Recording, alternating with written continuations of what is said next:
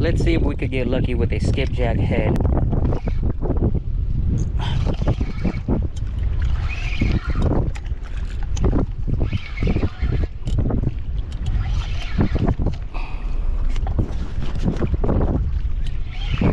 Nope.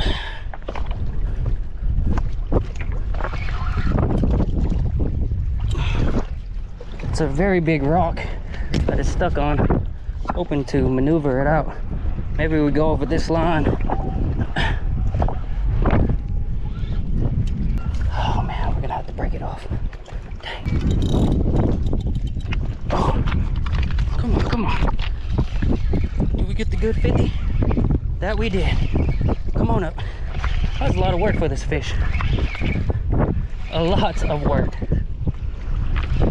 Seems like it's gonna be worth it. We have a 17.5 pound catfish.